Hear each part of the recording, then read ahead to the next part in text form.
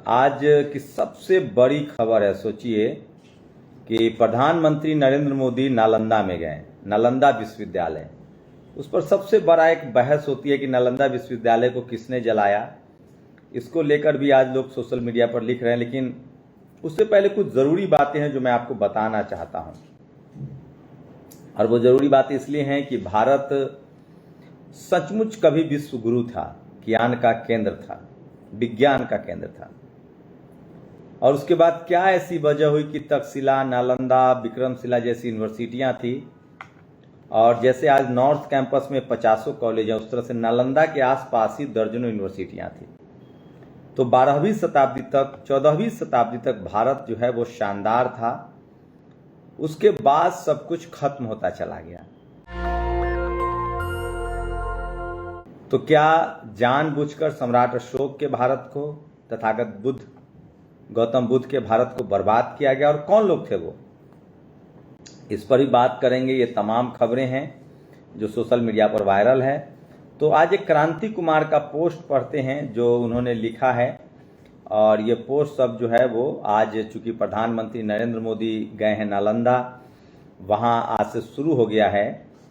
और एक बात तो बता दूं, आप प्रधानमंत्री नरेंद्र मोदी से सहमत हो असहमत हो, लेकिन अब वो एक ऐसे प्रधानमंत्री बन गए हैं जो चारों बुद्ध स्थल के दौरा कर चुके हैं। जहां भगवान बुद्ध का जन्म हुआ, लुम्बिनी, जहां भगवान बुद्ध को दीक्षा मिली, ज्ञान मिला, गया, और जहां भगवान बुद्ध ने पहले ज्ञान दिया, सारनाथ, और जहां उनका परिनिर्वाण हुआ। इंटरनेशनल बुद्ध सेमिनार भी वो दिल्ली में करवा चुके हैं, सोखा होटल में। लेकिन सवाल है कि क्या उनके कथनी और करनी में अंतर है? कौन लोग हैं जो बुद्धमय भारत के विरासत को नहीं बताना चाहते हैं? और सोचिए, अगर वो कौन लोग हैं जिन्होंने भारत के जो बुद्धमय इतिहास है उसको दफन कर दिया। और कल्पना कीजिए कि 18वीं शताब्दी में अगर मोहनजोदड़ो, हड़प्पा और सिंधु घाटी की सभ्यता की खोज की नहीं होती, लॉर्ड कनिंघम ना आते, 17वीं 18वीं शताब्दी में सभ्यताएं नहीं खोजी जाती, तमाम बुद्ध विहार न मिलते, सम्राट अशोक के शिलालेख न खोजे जाते, तो क्या होता?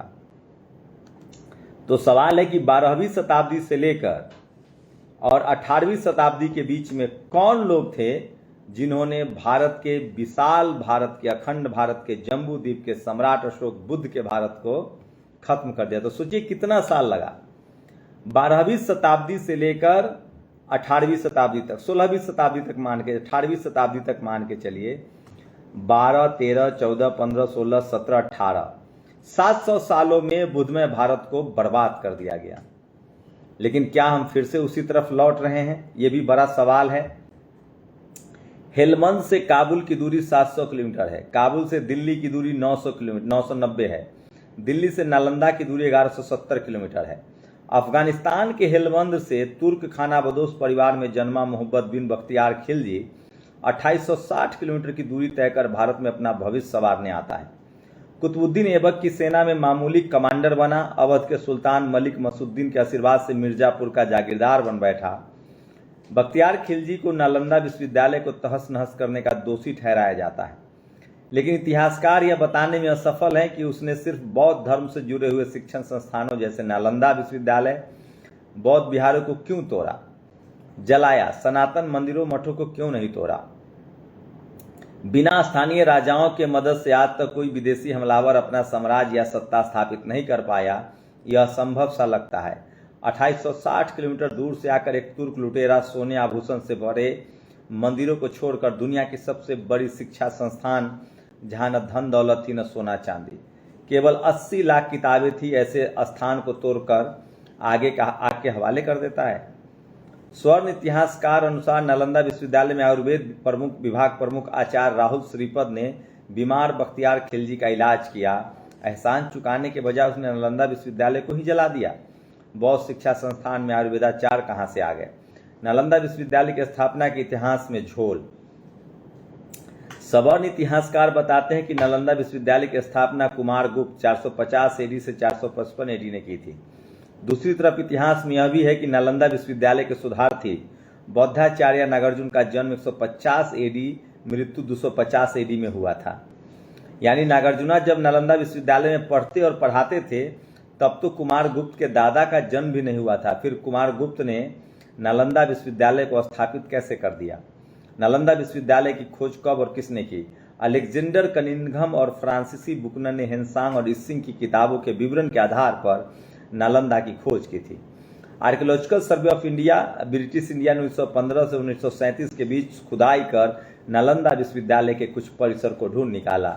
अभी तक नालंदा विश्वविद्यालय के वास्तविक क्षेत्रफल से महज 10% की खुदाई हुई है। आसपास तो घनी आबादी की बसावट है। आप अभी भी चाहें तो हेनसांग और इसिंग की किताबें पढ़ सकते हैं, फाहियान की किताबें पढ़ सकते हैं, और तब आपको पता हो। तो अच्छा हुआ कि अब उनके किताबों का ट्रांसलेशन तमाम बहुजन, चाहे सम्यक प्रकाशन हो, तमाम है। राजेंद्र प्रसाद सिंह का बहुत बड़ा काम है इस पर, और ये सारा इतिहास वही लगातार जिंदा कर रहे हैं।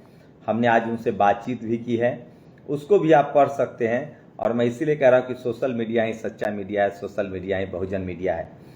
तो सोचिए, ये बात एक बहस का विषय है कि जो गुप्त काल कहा जाता है, गुप्त काल मतलब सब काम गुप्त हो गया। वो कौन लोग हैं जो अपने घर को प्राचीन घर लिखते हैं, नया घर बनाते हैं और लिखते हैं प्राचीन घर? वो कौन लोग हैं जो अपनी किताब लिखते हैं और नए किताब को लिखते हैं प्राचीन किताब? तो इतिहास की बड़ी चोरी हुई है। और नंद वंश से सिकंदर डरकर भाग गया। सोचिए, नंद वंश से सिकंदर डरकर भाग गया। मगध साम्राज्य के शासनकाल में भारत पर कोई आंख उठाकर नहीं देखता था। सेंट्रल एशिया पूरा, गांधार, अफगानिस्तान, नेपाल, म्यांमार सब भारत का अभिन्न अंग था, जिसको जम्बूद्वीप और अखंड भारत कहते हैं। आखिरी बौद्ध सम्राट हर्षवर्धन तक भारत की सीमा सुरक्षित थी। बौद्ध सभ्यता और बौद्ध शासकों के पतन के बाद भारत की सीमा कमजोर हुई। इसी के बाद मोहम्मद गजनी से लेकर बाबर तक, तो कभी नादिर शाह जैसे आक्रमणकारियों ने भारत पर हमला करना शुरू किया। सवाल है कि भारत की सीमा कमजोर क्यों हुई? खिलजी जैसे खानाबदोश लुटेरे आसानी से भारत में आकर शासक कैसे बन जाते थे? कभी पढ़िएगा, तब आपको पता चलेगा कि वो कौन जातिवादी मनुवादी लोग थे जो भारत में इनको इनवाइट करते थे। उन्होंने पहले भारत जो मूल निवासियों का भारत था, जो द्रविडियन भारत था, वहाँ से कुछ खानाबदोश लोग भारत से बाहर से आए। हम लोग बुद्ध को मानने वाले थे, मानने वाले हैं। हम लोग हमारे डीएनए में करुणा है, मैत्री है, तभी तो भारत ने सारे खोज किए। सम्राट अशोक इतने धैर्यशील थे और इतने करुणा थी उनके अंदर कि सिकंदर के देश में उन्होंने दवाइयाँ भिजवाई, और इसी का कुछ लोगों ने फायदा उठाया और साम दाम दंड भेद करके बुद्धमय भारत को तहस नहस किया। और तब यूरोप गरीब था, तब कैम्ब्रिज नहीं थी, ऑक्सफोर्ड नहीं था, तब गुरुत्वाकर्षण का खोज नहीं हुआ था। उस समय भारत ज्ञान विज्ञान का केंद्र था। और तथागत बुद्ध ने कहा कि दुख है तो कारण है, कारण है तो निवारण है। और इसी फिलॉसफी पर दुनिया भर में सारी चीज़ों की खोज हुई। बुद्ध साहित्य बहुत रिच साहित्य था। तमाम विनय पिटक, त्रिपिटक जैसी किताबें लिखी गई थी, तमाम साहित्य था। और हमारे यहाँ मोटा मोटी शब्दों में आपको समझाएं तो भारत विश्वगुरु था। और विश्वगुरु कौन थे? तथागत बुद्ध थे। भारत के घरों में सोने के दरवाजे थे, ताले चाबी नहीं लगते थे, सोने की चिड़िया थी भारत। उस समय लोहे का खोज हो चुका था, तांबे का खोज हो चुका था। आप सम्राट अशोक के तमाम स्तूप देखिए, शिलालेख देखिए, तो भारत जो है वो ज्ञान विज्ञान, करुणा, दया और लोकतंत्र की जननी थी। सम्राट अशोक के दौर से पहले वैशाली वो प्राचीन गणतंत्र की लिच्छवी थी। तो आप इन सब चीज़ों पर गौरव कर सकते हैं और हमें उसी तरफ लौटना चाहिए। और उसके लिए बड़ा आसान सा रास्ता है कि हमें फिर से प्रकृति को बचाना होगा, पौधे, नदी, नाले सबका संरक्षण करना होगा, और विज्ञान को हमें फिर से अपनाना पड़ेगा। और सबसे बड़ी बात है, करुणा को हमें अपनाना पड़ेगा। मैत्रेयी करुणा जो बुद्ध का फिलॉसफी है वो अपनाना पड़ेगा। सम्राट अशोक की फिलॉसफी अपनानी पड़ेगी। सोचिए, सम्राट अशोक, आज के समय में लोग अपने बेटा बेटी के लिए संपत्ति का अर्जन करते हैं। सम्राट अशोक ऐसे थे जिन्होंने अपनी बेटी संघमित्रा को धम्म के प्रचार के लिए भेजा, और जिन्होंने अपने बेटा को भी धम्म के प्रचार में, तो उन्होंने अपने बच्चों को राजा रानी नहीं बनाया, धम्म के प्रचार में उन्हें डाला। उनके पिता भी थे उसी तरह के। भारत का इतिहास जो है वो बड़ी चोरी हुई है। और अगर पूरी चोरी जो है वो 12वीं शताब्दी से लेकर 17वीं शताब्दी के बीच में है। 500-600 सालों में तमाम जो चोरियां हुई है, तो एक बड़ी चोरी हुई है इतिहास की। और सोचिए कि तक्षशिला, नालंदा, विक्रमशिला जैसी यूनिवर्सिटियाँ थी। आज जैसे पूरी दुनिया से लोग ऑक्सफोर्ड, कोलंबिया पढ़ने जाते हैं, दुनिया के दूसरे देशों में पढ़ने जाते हैं, उसी तरह से जब बुद्धमय भारत था तो दुनिया भर के लोग भारत में पढ़ने आते थे।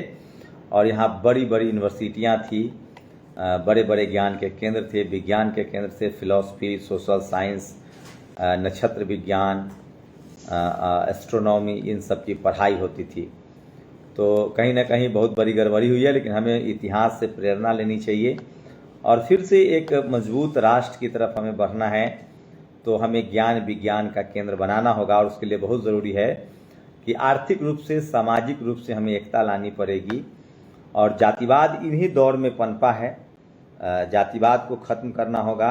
और सोचिए जातिवाद ने किस तरह से इस देश में अपनी जड़ें जमा ली है कि आज इस देश में जाति के आधार पर जो पिछले 600, 700, 800 सालों से, 1000 सालों से जो व्यवस्था चल रही है, जिस तरह से जातिवाद हावी हुआ है, आज फिर से आपको देखने को मिलेगा कि 10% लोग, जो सवर्ण समाज जिसको कहा जाता है, आज चूंकि संवैधानिक नाम है, पहले जिन लोगों ने 600, 700 सालों तक वर्ण कुव्यवस्था के नाम पर सत्ता चलाया, उसमें जिनको शूद्र और अछूत कहा गया, उनके पास कोई संपत्ति नहीं थी, वैश्यों के पास भी बहुत ज़्यादा अधिकार नहीं था, क्षत्रिय और ब्राह्मण के पास सारे अधिकार थे। उसके बाद अभी 75 साल हुए हैं संविधान लागू हुए, और इसीलिए जाति जनगणना जरूरी। आज की जो स्थिति है, आज की स्थिति में जो 90% SC, ST, OBC लोग हैं, चाहे आप किसी भी धर्म के हो सकते हैं, किसी भी जाति के हो सकते हैं, आपका जो संवैधानिक नाम है SC, ST, OBC, उनके साथ की बड़ी विडंबना है कि आज 100 में 90 रोटी जो है वो 10% लोगों के पास है, जो जनरल कैटेगरी के लोग हैं, उसमें किसानों को भी बाहर कर दीजिए, और जो 90% लोग हैं उनके पास सिर्फ 10 रोटी है। तो सोचिए 90% के बच्चों का कैसे विकास होगा, चाहे मानसिक विकास हो, शारीरिक विकास हो या शैक्षिक विकास। उनके पास रहने के लिए घर नहीं है, खाने के लिए अन्न नहीं है, पहनने के लिए बेहरिया कपड़ा नहीं है, उनके पास रोजगार नहीं है। उनको जानबूझकर मजदूर, मजबूर, लाचार और बेबस रखा जा रहा है ताकि उनकी आने वाली नस्लें भी गरीब रहे। जैसे आप समझिए, साधारण तरीके से सफाई कर्मचारी की इतनी कम सैलरी होगी कि उसका बच्चा सफाई कर्मचारी बने। लकड़ी के काम करने वालों को इतना कम पैसा दिया जाएगा कि उसके बच्चे भी लकड़ी का काम करें। लोहे के काम करने वालों को इतना कम पैसा दिया जाएगा कि वो लोहे का काम करे। ड्राइवर, सब्जी वाला, खेती मजदूरी, उनको इतना कम पैसा दिया जाएगा कि वो अपनी ज़िंदगी की ज़रूरत भी न पूरी कर पाएँ, वो लाचार और बेबस रहें। और नतीजा ये हो कि वो पीढ़ी दर पीढ़ी शिक्षा से दूर रहें, वो पोषण से दूर रहें, वो तमाम जो ज़रूरत की चीज़ें हैं उनसे दूर रहें, और इसी से वो तबका हमेशा से पिछड़ता चला जाता है। लेकिन इससे रास्ते भी हैं। जो संविधान बाबा साहब ने हमें दिया है, ये तमाम तकलीफ़ों से वो गुजरे थे, इन तमाम इतिहास को वो जानते थे। और सम्राट अशोक के इतिहास, मौर्य वंश का इतिहास, नागवंश का इतिहास, इन तमाम इतिहासों को उन्होंने पढ़ा था, और उसी से भारत का संविधान कहीं से कॉपी पेस्ट नहीं है। भारत का संविधान सम्राट अशोक, चंद्रगुप्त मौर्य के विशाल भारत, जम्बूद्वीप, अखंड भारत से प्रेरित है। और उन्होंने कोशिश की कि जो उनका जो राजकाज था, जिसमें करुणा था, दया था, बराबरी थी, मैत्री थी, उसको ही संविधान में उन्होंने लिया है। और अब हम लोगों ने, अगर हम इतिहास को फिर से चाहते हैं कि हमारा इतिहास सुदृढ़ हो, मजबूत हो, तो अगर हम लोगों ने अपने संविधान के हिसाब से इस देश में जो डेमोक्रेटिक सिस्टम है, जो सत्ता है, वो अगर संविधान के हिसाब से चले और सबको बराबरी का मौका मिले, तो फिर से हम एक अखंड भारत, गौरवमय भारत की तरफ बढ़ सकते हैं। और फिर से नालंदा, तक्षशिला, विक्रमशिला जैसी यूनिवर्सिटियाँ बन सकती है, और फिर से भारत सोने की चिड़िया, फिर से भारत विश्वगुरु, और फिर से भारत जो है ज्ञान, विज्ञान, करुणा, मैत्रेय और दया का केंद्र बन सकता है। आप लोग अपनी प्रतिक्रिया जरूर दीजिए, और इसके लिए ज़रूरी है कि जातिवाद खत्म हो, गैर बराबरी खत्म हो, और किसी भी तरह का भेदभाव, चाहे वो जाति के नाम पर हो, धर्म के नाम पर हो या लिंग के आधार पर हो, इन सब को खत्म करना पड़ेगा। और इसके लिए ज़रूरी है कि जो भारत का संविधान है, जो अभी वर्तमान संविधान है, उसको लागू करने वाले लोगों के अंदर ये भावना हो। और इसके लिए ज़रूरी है कि जो पीड़ित पक्ष है वो जब तक संवैधानिक पदों पर नहीं जाएंगे और जब तक वो इसको लागू नहीं कर पाएंगे तब तक शायद ही हम फिर से एक गौरवशाली और विश्वगुरु बन पाएँ। लेकिन मुझे पूरा उम्मीद है, धीरे धीरे ही सही, अभी तो 75 साल हुए हैं, 600-700 सालों का जो शोषण है वो 100 साल में ख़त्म हो जाएगा। बस शर्त इतनी है कि हमें डेमोक्रेटिक तरीके से, संवैधानिक तरीके से भारत के संविधान की रक्षा करनी है। शुक्रिया। नेशनल दस्तक की आपसे गुजारिश है कि अगर इसको बचाना चाहते हैं तो नेशनल दस्तक को सब्सक्राइब करने के लिए रेड कलर के सब्सक्राइब बटन को दबाएं, फिर बेल आइकन की घंटी दबाएं। नेशनल दस्तक को बचाने के लिए बहुत जरूरी है कि हर खबर को शेयर करें, लाइक करें, कमेंट जरूर करें।